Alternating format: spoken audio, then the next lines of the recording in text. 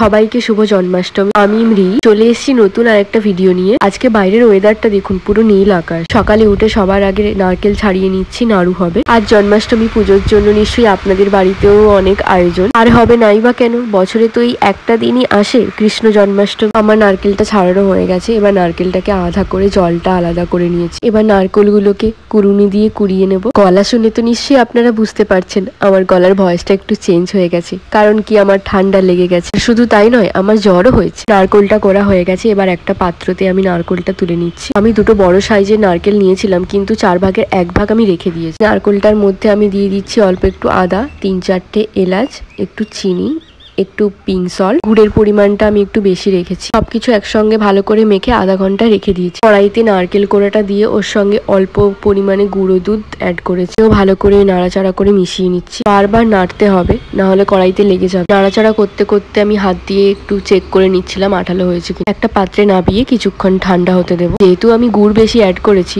তাই নারকেলটাতে তাড়াতাড়ি পাক ধরে গেছে। একটা কলা পাতার মধ্যে নিয়ে গোল গোল করে নাড়ু পাকিয়ে নিচ্ছি। নাড়ুর পদ্ধতিটা কিছুটা আমার মায়ের আর কিছুটা আমার, দুটো মিক্সড করে বানিয়ে। কেমন হলো জানাবেন। এইদিকে পায়েসের জন্য দুধটা জাল দেওয়া হচ্ছে। হঠাৎ করে একটা কাণ্ড ঘটে গেছে। এখানে কিছু ভাজা হয়ে গেছে, আরো কিছু বাকি আছে। এর মধ্যেই আমার গ্যাস ফুরিয়ে গেছে। এখানে ক্ষীরের জন্য দুধ জাল দেওয়া হচ্ছে।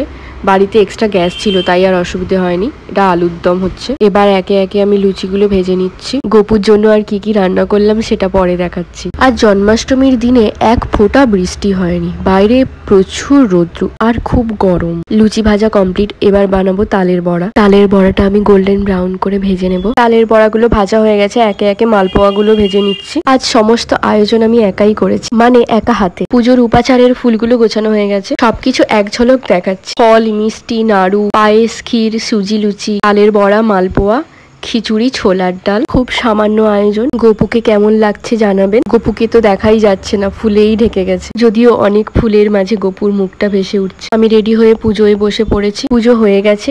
ঠাকুর এবার প্রসাদগুলো গ্রহণ করুক, আর আমি অতিথিদের জন্য ওয়েট করি। আর সকাল থেকে অনেক খাটাখাটনি গেছে। সারাদিন না খেয়ে থাকার ফলে শরীরটা এখন একটু বেশি খারাপ হয়ে গেছে। স্ত্রীর বাড়ির সবাই আসবে ভোগ খেতে। ওর বাবা মা, স্ত্রী, ওর সঙ্গে ওর পাশের বাড়ির একটা ছোট বোনও আসবে। স্ত্রীর বাড়িতেও অনেক বড় করে পুজো হয়, কীর্তন হয়। যদিও আমি যেতে পারলাম না। আমি শুধু শাড়ি পরেছিলাম। শরীর খারাপ হওয়ার কারণে সাজতেও ইচ্ছে করছিল না। চোখ মুখ পুরো শুকিয়ে গেছিল। একে একে সব প্রসাদগুলো তুলে নিয়ে আমরাও প্রসাদ গ্রহণ করব। একা হাতে সবকিছু গোছানোর কারণে আমি দেখিয়ে উঠতে পারিনি। নেক্সট টাইম আরো ভালো করে দেখানোর চেষ্টা করব। আমার ভিডিওগুলি পেতে মিটস লাইফ চ্যানেলটিকে সাবস্ক্রাইব করে রাখুন। আর যদি কোনো ভুল ত্রুটি হয়ে থাকে, ছোট ভেবে ক্ষমা করে দেবেন।